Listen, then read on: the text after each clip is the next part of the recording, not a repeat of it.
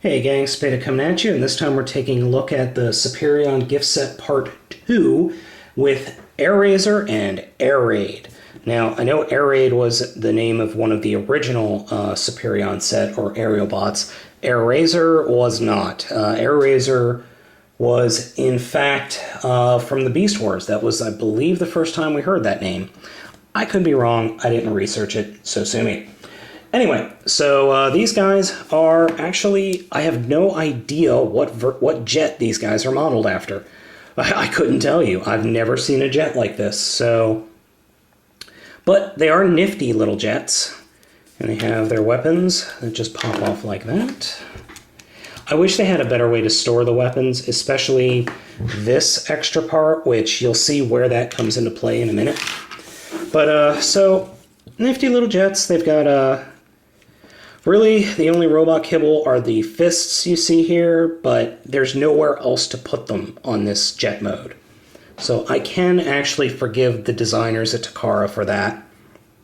Like I said in an earlier review, these guys are these are just repaints of the Superion Maximus from the Transformers Energon / Transformers Superlink line.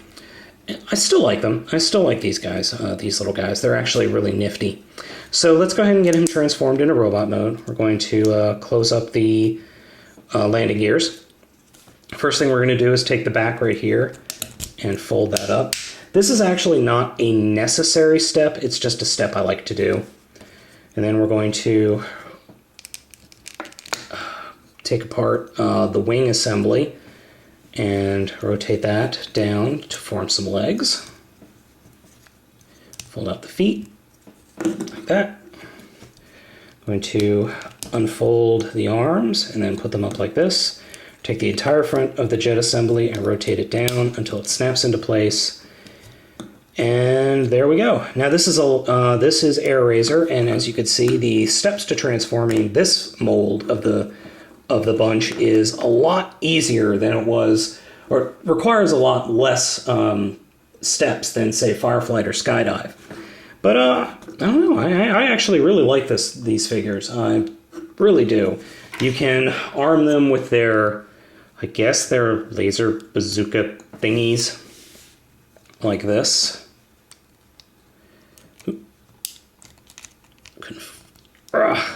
It doesn't want to go in. Askra, but so I guess these are laser bazooka thingies, or you can rotate this up to form a double energon seal club, baby seal club, I guess. Sure, whatever. So now that we got this guy into robot mode, like my last review, I am going to show you the other mode. This is actually somewhat complex, so I'm going to go ahead and take him, and this is required that you rotate that piece up. Leave the arms alone, then you take the legs like this. You actually split what forms the robot crotch, and then rotate them around. You see these little holes? A lot of figures have holes in the legs like this.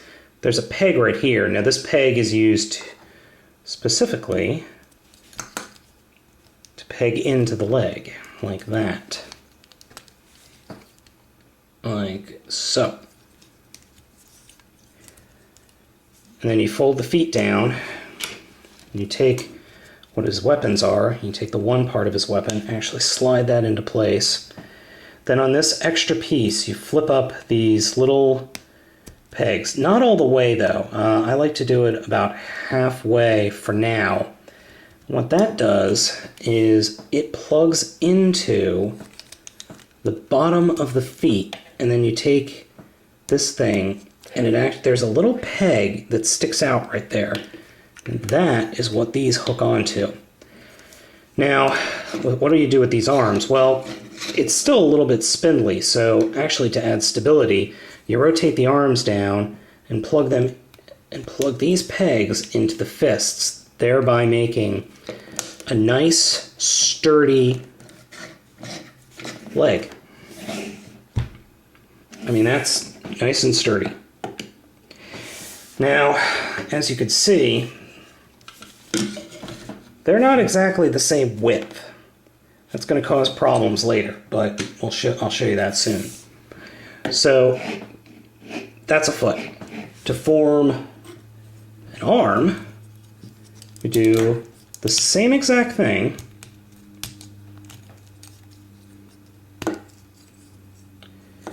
as we did there to form the leg. The only difference will be in the way, just like the two other guys, Fireflight and Skydive, the only difference will be in the way that you form the energon bits. Oops. Oh, I have it upside down. That's why. Instead of putting them flat, you put them you fold them up like that, and then you do the same thing. If the figure cooperates, which mine is not. That is one issue I've had with this Airrazor figure specifically, is that things do not want to line up. Things don't want to stay in, because I think there's some molding issues going on.